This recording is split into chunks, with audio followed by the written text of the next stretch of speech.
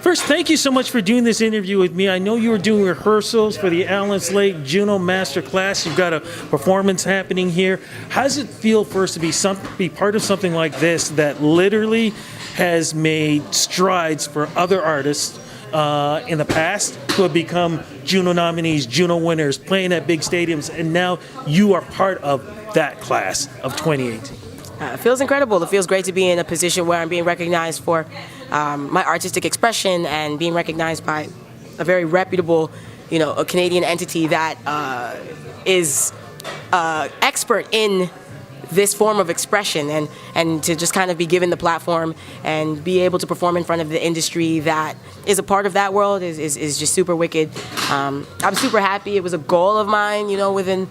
A goal I set 2 years ago that within the next 5 years I'd love to be on the Juno radar, and being here is definitely a large part of that goal manifesting into my reality. So it's just really, really exciting to be here. And just even for 10 minutes in front of these wonderful people who are experts in this world, it's just great to be able to show them that, I'm studying and moving towards being an expert myself. Now, for folks who don't know what this masterclass is, explain a little bit, please. And how did you get involved with this? How did you become part of this class? So the Juno Masterclass is I don't know that I can say it better than the curators of the program, but it is essentially a program for emerging artists who are moving towards being Juno ready, or potential Juno nominees, and people going kind of towards the trajectory of Juno nominations, Juno award winners, accolades, and then the Walk of Fame, and just kind of moving towards a true version of success when it comes to creating music in the Canadian music industry. How I got involved, honestly, is it came onto my radar last year, and I applied then, and you don't get something, you try again. And this year I was successful in getting the opportunity to be recognized. My application got me into the top 10, and I continued to manifest through that process and doing shows through that process, which led to me making it to the top 3. And so now me and 3 other artists are here just paving our way and learning how to navigate the music industry in such a way that you're moving towards that path that Canadian artists are taking towards being successful in this field. So it's just great to have that opportunity and get that recognition and be validated by those who have been doing this for 10, 20, 30 years beyond how long I've been doing it, right? So. Now, before we start talking about your career, because I want to learn a bit more about that, but I have to ask you, what has the experience been like so far being part of the masterclass? It's been great. We went to a couple of hubs within Toronto and the GTA that are continually active within the Canadian music industry. Places like Apple, places like Facebook /Instagram, places like CBC Music, working with people like Luther, the vocal coach, and Jordan Evans, producer for Daniel Caesar. Just being able to connect with not only organizations that are a large part of the Canadian music industry, but also individuals who have a lot to offer because their knowledge is based on experience.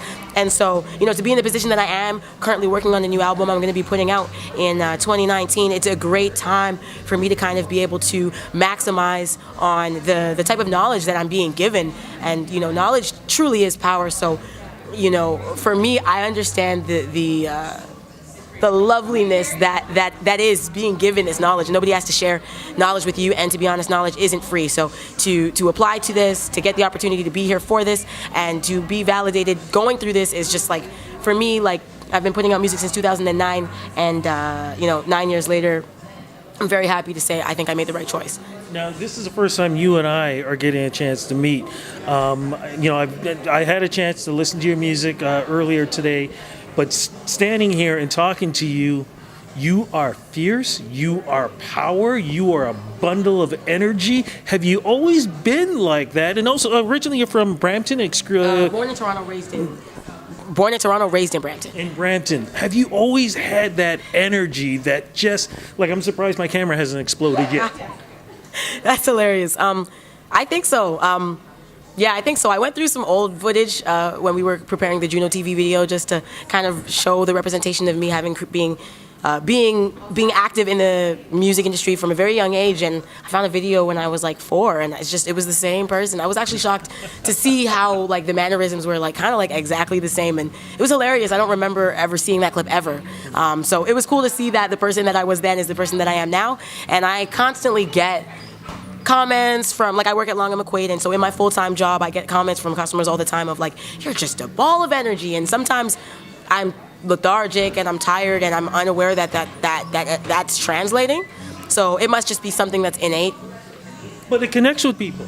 It definitely does connect with people, which is good because, you know, sometimes it's difficult when you're going through things or when you are tired to connect with people. So if my innate energy is able to still do that, due to just kind of, I guess, having a bubbly personality that you know is not, I don't have to put on. It's a great way to connect with people, even when you know you're a little bit brain tired. Which, being a musician, that's quite often. So Absolutely. Musically, though, growing up, who were you listening to? What were your influences?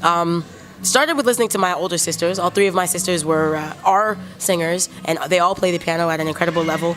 And I was in vocal lessons, but they were kind of like my mentors and my guidance, and I was just always looking up to them. And I remember even watching this Juno TV video, the old footage, and me dancing around, but like just continually looking at my sister, like, is this okay? Like, is this the move? Like, so I was always looking up to them.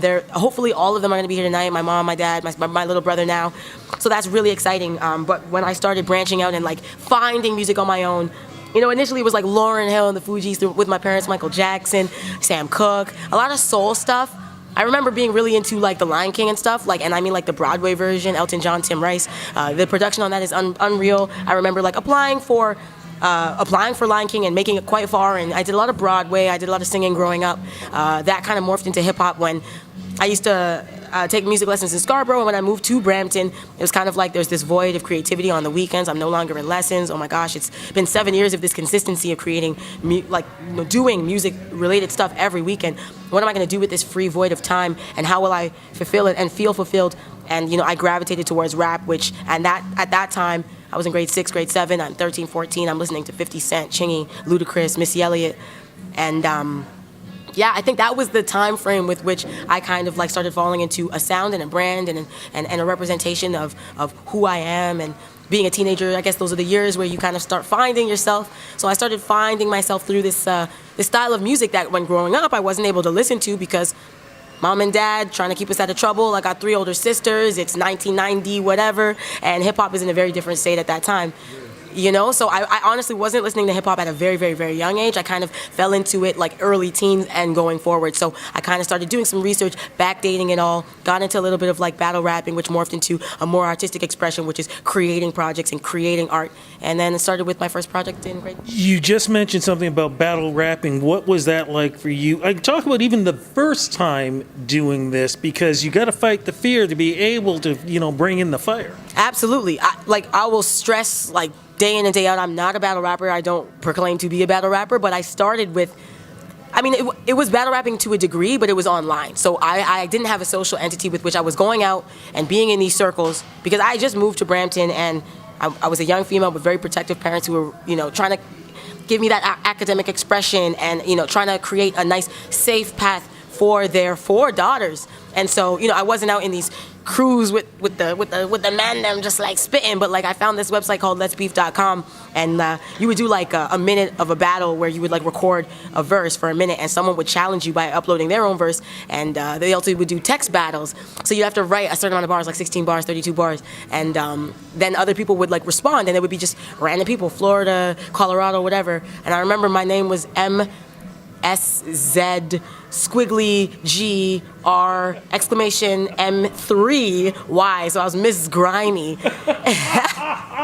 It's hilarious. But I ended up making the top 10 within, you know, the few first years that I kind of was doing that, and it started morphing into, I got my first computer. You know, Nelly was big at the time with like grills. I remember I recorded my first track over that instrumental, and like, you know, ironically got my first girl last year. So it's just funny to see like how I fell into it and where I ended up. But the important thing too is the stories. What stories do you like to tell? What's the message that you want to put out there? When I first started rapping, you know, I was emulating the things that were around me and the things that they were talking about in music at that time. So it was a lot of dance moves and fun stuff and you know, braggadocious, this and that. I feel when I first started rapping, my main focus was delivery. And I have 3 sisters who are very musical and are not yes men, and told me that you are not, like, you don't sound like a rapper. And at like 13, 14, I'm sure I didn't. And one of my main goals was just like trying to figure out what that meant. And so I focused really on the delivery, the craft, the understanding of enunciation, pronunciation, speed, rhyming. I started really playing with like wordplay and rhyming more than one syllable. So like, my rap style, some people their styles are very different. My rap style is poetry-esque, but it's also like it's very based on like wordplay and rhymes and like what is aesthetically pleasing. And so for me, if it's like da da da da da da do, then the next bar has to have that same da da da da da da do, not something else. Like I'm focused on those 6 syllables and not just that last word. And so those were things that I kind of really harnessed growing up. And then once I got that validation from my sisters, like, yeah, you actually sound like a rapper now, like this is believable, I was like, okay, content. And the themes at the time were dating boys and, like having cool shoes and, it was nothing of real substance at the time, I don't think. I'm lucky to not have like incredible hardships in my life growing up, like being super impoverished and not having the ability to eat. So like I was lucky to not have to rap about those things, even though I was listening to rappers who were rapping about those things like 50 Cent and other rappers. But I was also trying to like interpret and put my own scorn and my own sacrifices and my own struggles into the music as I started realizing that hip hop is very much a manifestation of our struggles, especially as minorities. And so I started focusing on that, being a woman, but being better than the guys. And, I've received a lot of hate from that Let's Beef website, though I made it in the top 10.